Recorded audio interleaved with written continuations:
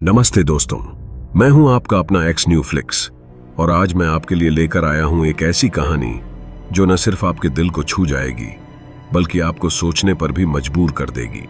अगर आपको हमारी कहानियां पसंद आती हैं तो अभी इस वीडियो को लाइक करें और हमारे चैनल एक्स न्यू फ्लिक्स को सब्सक्राइब करना न भूलें। कल्पना कीजिए, एक बरसात की रात जहां उम्मीद की हर किरण बुझती दिख रही थी। एक गांव जहां अस्पताल तो बन गया था पर बिस्तर खरीदने के लिए पैसे नहीं थे। ऐसे में गांव का हेडमास्टर अपनी पुश्तैनी जमीन बेचने को तैयार हो जाता है, पर किस्मत को कुछ और ही मंजूर था। क्या होगा जब इस नेक काम में एक अनजान मददगार सामने आएगा? क्या उनका सामना किसी अनजानी शक्ति से होगा? क्या एक पुरानी जमीन का राज उन्हें अपनी मंजिल तक पहुंचने में मदद करेगा? जुड़े रहिए एक्स न्यू फ्लिक्स के साथ और सुनिए एक सच्ची मदद और एक अनपेक्षित रहस्य से भरी यह अद्भुत कहानी। इसे अंत तक जरूर सुनिएगा। बरसात की एक शाम बखगंज गांव की जानी मानी भोलू की चाय की दुकान पर दो लोग, रामलाल और माधव, उदास बैठे थे। जहां आम दिनों में इस दुकान पर रौनक रहती थी और लोग भोलू की चाय के कई कई कप घटक जाते थे, आज हर कोई खामोश था। गांव की समस्याओं ने सबको अंदर तक तोड़ दिया था। माहौल में एक अजीब सी बेचैनी थी। तभी गांव के वर्तमान हेडमास्टर कैलाश उपाध्याय दुकान पर आते हैं। उनके चेहरे पर हमेशा की तरह मुस्कान थी, लेकिन जैसे ही उन्होंने रामलाल और माधव के उदास चेहरों को देखा, उनके कदम ठिठक गए। कैलाश ने हैरत से पूछा कि तुम लोग यहाँ इतने उदास क्यों बैठे हो? मुझे इस गांव में आए हुए इतने दिन हो गए, मैंने तो कभी तुम लोगों को इतना परेशान नहीं देखा। हमेशा हंसते मुस्कुराते ही देखा है, लेकिन आज अचानक क्या हुआ? रामलाल ने आंखों में नमी के साथ कहा कि मास्टर जी, आइए बैठिए, आपकी चाय तैयार है।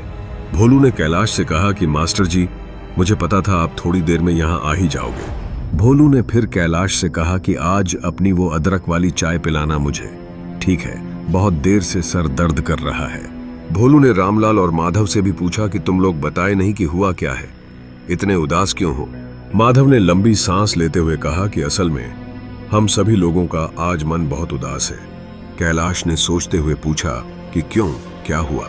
इतने खूबसूरत गांव के लोगों के साथ घुलने मिलने से किसी का भी मन बेहतर हो जाएगा, लेकिन उन्हीं लोगों को आज अचानक क्या हुआ? रामलाल ने बताया कि मास्टर जी, आप तो जानते ही हो कि हमारे गांव में कोई अस्पताल नहीं था। कोई भी बीमार होता था तो उसको 2 गांव पार 10 मील दूर जाना पड़ता था। अस्पताल पहुंचने से पहले ही कितनों की तो मौत हो गई। इसीलिए हम सभी ने मिलकर अपने पैसे बचाकर इस गांव में एक अस्पताल बनवाया। कैलाश ने उत्सुकता से पूछा, लेकिन क्या? माधव ने निराश होकर कहा कि हमारी सारी बचत खत्म हो गई। अस्पताल तो तैयार है, पर बिस्तर तो खरीदना बाकी रह गए। हमारे पास तो और पैसे नहीं बचे, अब क्या होगा? कैलाश ने गंभीर होकर सोचा। उनके पास कुछ पैसे तो थे, पर वो उनकी बेटी की शादी में खर्च हो गए थे। लेकिन फिर उन्होंने कहा कि इच्छापुर गांव में मेरी पुश्तैनी जमीन है एक, अगर उसे बेच दिया तो जो पैसा आएगा, उम्मीद है उससे अस्पताल के बेड आ जाएंगे। क्या कहते हो? रामलाल और माधव चौंक कर बोले, ये आप क्या कह रहे हैं मास्टर जी? आप अपनी पुश्तैनी जमीन बेच देंगे? कैलाश मुस्कुराकर बोले कि मेरे तो बस ये 1 साल की नौकरी बची है। मैंने तो मन बना लिया है कि जो प्यार यहाँ मिल रहा है, मैं तो बाकी की जिंदगी यहीं गुजारूंगा तुम लोगों के साथ। कैलाश ने पूछा, क्यों, नहीं रखोगे क्या? वैसे भी यह तो बड़ा ही पुण्य का काम है, भगवान ऐसे अवसर बार बार नहीं देते। रामलाल, माधव और भोलू की आंखों में जैसे आंसू आ गए हों। तीनों ने हाथ जोड़कर कैलाश मास्टर का शुक्रिया किया। कैलाश ने उन्हें रोकते हुए कहा कि अरे अरे, यह क्या कर रहे हो? उन्होंने आगे कहा कि सुनो, हम लोग कल ही निकल जाएंगे। काफी समय से कुछ लोग मुझसे वह जमीन खरीदना चाहते थे। देखते हैं, अगर इस बार बात हुई तो उनको ही बेच देंगे। अगले दिन सुबह कैलाश, रामलाल और माधव इच्छापुर गांव की ओर चल पड़े। जब वो ट्रेन में थे, बाहर बहुत जोर से बारिश हो रही थी। आसमान काले बादलों से ढका हुआ था और हवा भी बहुत तेज चल रही थी। रामलाल ने कहा कि यह बारिश तो रुकने का नाम ही नहीं ले रही है। माधव ने कहा कि मैं भी तो वही सोच रहा हूँ, इतनी बारिश में जाएंगे कैसे वहां? एक नदी भी तो पार करनी होगी। कैलाश ने बाहर देखते हुए पूछा कि आपका गांव क्या स्टेशन से बहुत दूर है? रामलाल ने बताया कि स्टेशन में उतरकर पहले हम लोगों को नदी के किनारे पहुंचना होगा, फिर वहां से नाव लेकर नदी पार करके जाना होगा मेरा गांव। ऐसे ही बात करते करते समय बीतता चला गया।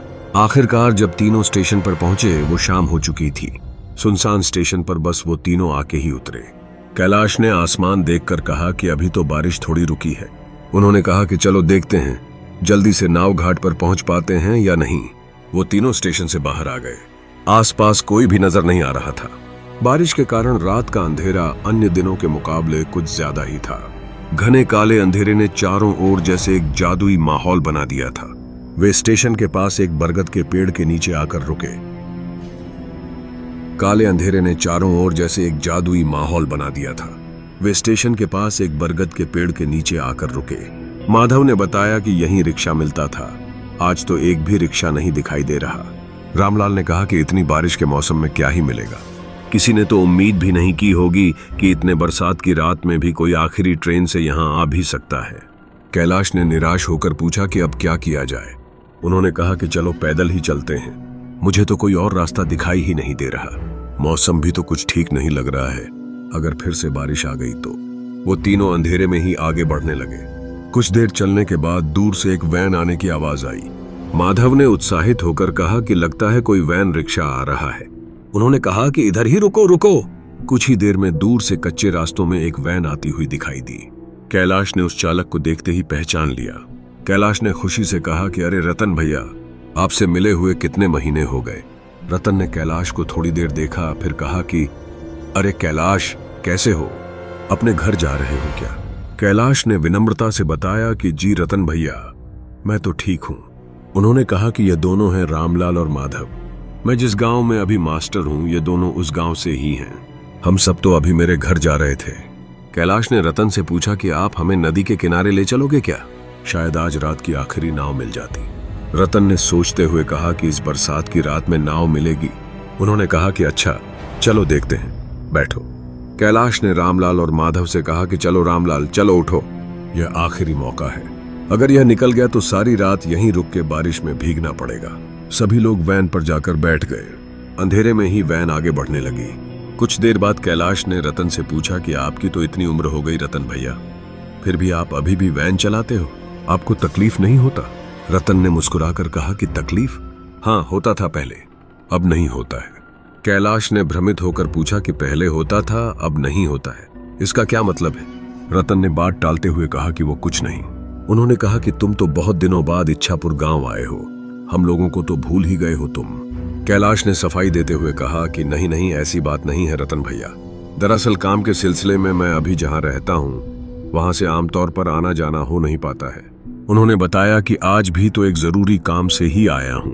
गांव में मेरे बाप की जो जमीन है ना, उसे ही बेचने आया हूं। रतन ने आश्चर्य से पूछा कि बेच दोगे? क्यों, क्या हो गया, कोई मुसीबत? कैलाश ने बताया कि हाँ, मुसीबत तो है। जिस गांव में मैं रहता हूं अभी, उस गांव के सभी लोगों ने अपने बचाए हुए पैसे से अस्पताल बनवा तो दिए हैं, लेकिन वो अस्पताल की बेड खरीदने के पैसे नहीं जुटा पा रहे हैं। इसीलिए मैंने सोचा कि अपनी पुश्तैनी जमीन बेचकर उनकी थोड़ी मदद कर दूं।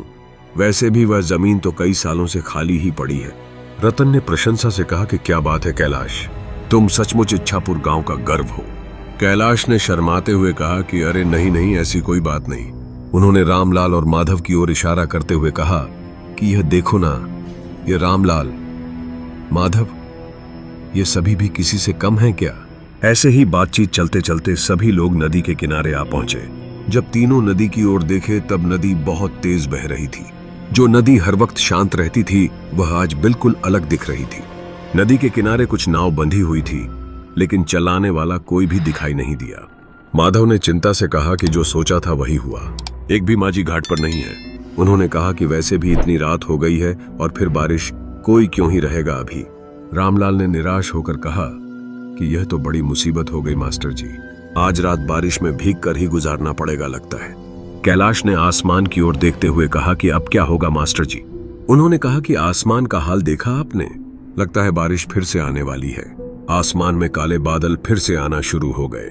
नदी की ओर से हल्की हल्की ठंडी हवा भी चलनी शुरू हो गई। रतन भी उन लोगों के साथ वहीं खड़ा था। जब वो तीनों बात कर रहे थे, तभी उसने हिचकिचाते हुए कहा कि अगर आप लोग बुरा न मानो तो मैं एक बात कहूं। कैलाश ने आश्चर्य से पूछा कि आप ऐसे क्यों बोल रहे हो रतन भैया? उन्होंने कहा कि बोलिए ना, क्या कहना चाहते हैं? रतन ने बताया कि लगता है थोड़ी ही देर में बारिश फिर से शुरू होगी और अभी तो कोई माझी भी नहीं है घाट पर जो नाव से अपने घर जा सकोगे। उन्होंने कहा कि उसके बजाय एक काम करो, वो देखो सामने ही मेरा घर है, सब लोग वहीं चलो, आज की रात वहीं गुजार लेना। कैलाश ने राहत की सांस लेते हुए कहा कि हाँ, सही कह रहे हो आप।